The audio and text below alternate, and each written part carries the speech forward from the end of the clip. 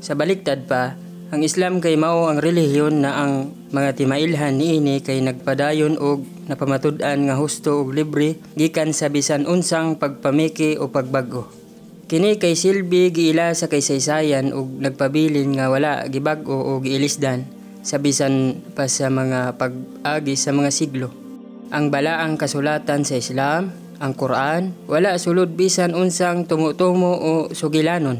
Apan ang sulod niini nahiuyon sa natukod nga mga katin-awan sa siyensya. Naghatag kini usa ka madawat nga pagpatin-aw sa sinugdanan, komposisyon ug katuyuan sa universo ug tanan nga mga hitabo dinhi. Ang mensahe sa Islam dili bag-o. Ang bag-o mao ang porma sa mensahe sa gilapdon ug gidak-on niini. Kini nga katapusang pagpadayag gitipigan sa iyang orihinal nga porma ingon sa gisaad sa Dios. Ang Allah iyang giingon, sa tinuod kami ang nagpadala sa mensahe ug sa tinuod kami ang mga tigbalantay dinhi. Quran 15:9. Sa milagrosong paagi nagpabilin kini nga putli gikan sa bisan unsang pagkaduot nga gapahinabo sa paglabay sa panahon ug nagpanghilabot sa tawo ug padayon kini nga gibasa sa iyang orihinal nga sinultian alang sa bisan kinsa nga nagtinguha og giya. Lahi sa ubang mga relihiyon nga mahimong makapahinumdom sa dili pagkauyon sa pagtuo sa pangatarungan.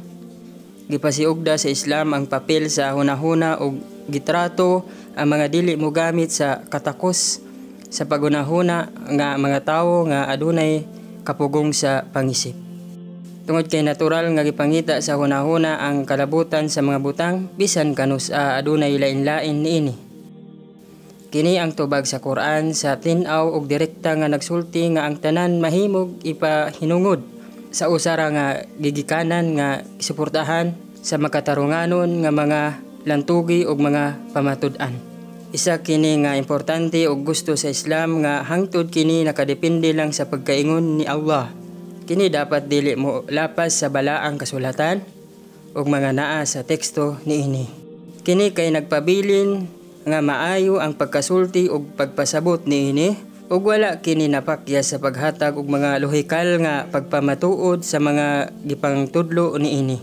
Ang Islam kay nagtudlo sa maayo nga saligan sa kada isa ug isa ka natural nga hinungdan sa bisan unsang nahitabo sa mga gipangbuhat. Kini kay nagahatag sa pagpangita, pagtuon, pagunahuna ug sa bisan unsa nimong gibuhat nga naghatag nga ang mga tawo makaabot sa ilang inuod nga pagsalig pinaagi sa sigurado ug dili lang tungod sa buta nga pagdawat. Ang Quran kay nag-aghat sa mga tawo nga mag-obserba ug magtanaw o magbantay sa mga tingmailhan ni Allah sa iyang mga gipangbuhat. Kini usab nagahatag og mga pamaagi para sa saktong pangunahuna nga magahatag sa eksakto nga tanan nga pagtuon.